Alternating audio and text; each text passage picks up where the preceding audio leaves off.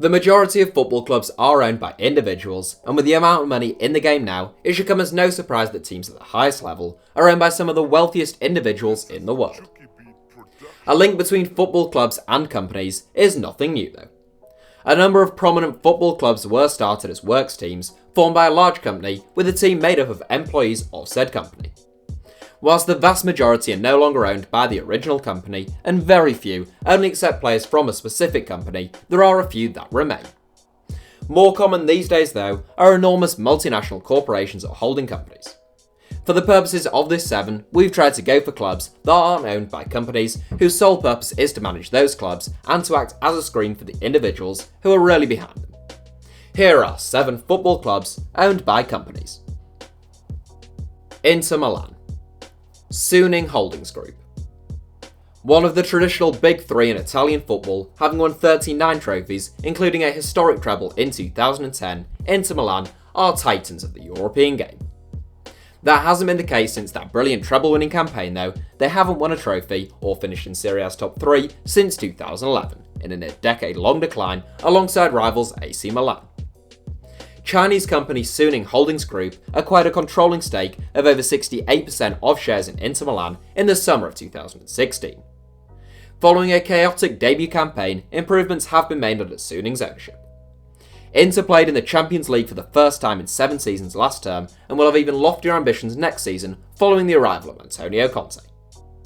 Suning Holdings Group own just over 3% of Suning.com, which is one of the 3 biggest retailers in China. They also have investments in the technology, media, online streaming, and finance sectors. Suning Holdings Group are not to be confused with Suning Appliance Group, another company that owns a 100% stake in Chinese Super League side Jiangsu Suning. Leicester City. King Power International Group. Leicester City are one of only 6 clubs to have won English football's top flight since the division was rebranded as the Premier League back in 1992. And that success came under the ownership of the King Power Group. In fact, the Foxes were in the Championship when King Power acquired the club from Milan Mandaric and had only recently won promotion from League One. Initially, the club went backwards following the takeover. Some big name and big money signings along with a big name managerial appointment in the form of Sven-Göran Eriksson didn't bring results on the pitch, and the club hierarchy were forced to go back to the drawing board. A more pragmatic approach was taken with the return of Nigel Pearson, who the club entrusted to win promotion from the Championship and keep the club in the Premier League, before Claudio Ranieri came in and did the unthinkable. King Power International Group was founded by the man Leicester City fans affectionately knew as Kun Vichai, who served as the company's CEO and as Leicester City chairman up until his death in October 2018. Following a draw between Leicester and West Ham at the King Power Stadium, Vichai and all 4 other occupants were killed after his helicopter crashed in the stadium's car park. Vichai's son Iowat subsequently took over as King Power CEO and as Leicester City's chairman. Wolfsburg. Volkswagen. A works team like those we alluded to in the introduction, VfL Wolfsburg were founded by workers of the Volkswagen automaker company in the aftermath of the Second World War. A multi-sport club, they became best known for their football team. Not traditionally a big club in Germany, Wolfsburg won promotion to the Bundesliga for the first time in 1997, but they haven't been relegated since. By far the club's greatest achievement came in 2008-09 when they won their first and only Bundesliga title, but they did finish as Bundesliga runners-up and won the DFB Pokal in the 2014-15 season.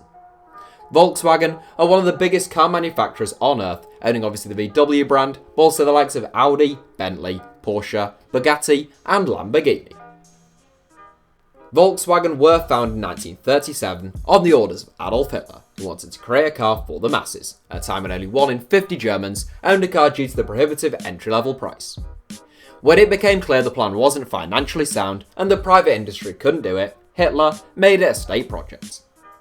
That car was the VW Beetle, and although Volkswagen faced a precarious future following the end of the war, they, like Wolfsburg, survived and flourished. RB Leipzig. Red Bull. We have picked RB Leipzig, but we could just as easily have gone for Red Bull Salzburg, New York Red Bulls, or Red Bull Bragantino. Red Bull have invested heavily and deeply unpopularly into the world of association football, and they've enjoyed immediate success for the most part on the pitch. Taking the example of RB Leipzig, the biggest Red Bull-owned football club, they were founded just 10 years ago after Red Bull purchased the playing rights of 5th tier side SSV Markranstadt. 4 promotions in 7 seasons saw them make a rapid ascent into the Bundesliga, and they finished second to Bayern Munich in their debut campaign at that level. From an average attendance of 2,150 in their inaugural season to almost 40,000 now, it has been a very quick and not at all organic rise. The success of RB Leipzig and Red Bull Salzburg are less of a fairy tale and more of a fight football faces to retain its soul in the face of corporate bombardment. Whilst it is great to see footballing success in the east of Germany, RB Leipzig don't leave a nice taste in the mouth for a lot of German football fans. A little bit like Red Bull itself though. Wolves. Fosun International. Unlike the Red Bull franchises, Wolverhampton Wanderers are a club steeped in history. At their most successful in the 1950s, a decade in which they won 3 First Division titles, Wolves' floodlit friendlies were the talk of the English game, and games like their 3-2 defeat of Budapest Honvéd were said to be the inspiration for the creation of the European Cup. Fittingly then, European football will return to Wolverhampton next season for the first time in 39 years. It's been a fantastic first few years in English football for Fosun International, who bought Wolves in the summer of 2016, won promotion in 2018, and finished 7th in the Premier League in 2019. Fosun International is a large Chinese conglomerate headquartered in Shanghai, with business interests ranging from real estate and asset management to tourism and private hospitals. Billionaire Guo Guangchang is the chairman of Fosun International, and it's his relationship with the world's most powerful football agent Jorge Mendes that has been integral to much of the club's success. The backbone of the Wolves team arrived in the West Midlands from Portugal, and the club are now one of the best teams in English football outside of the established top 6. Yokohama F. Marinos. Nissan. The second club owned by a car manufacturer to feature in this 7, it's much more common for Asian football clubs to be owned by companies than it is in Europe. We could have picked any, but we've chosen to focus on Yokohama F. Marinos. 3-time J-League title winners in 1995, 2003 and 2004, the club had a disappointing 12th place finish in 2018, and they're back up in 4th this season at the time of recording.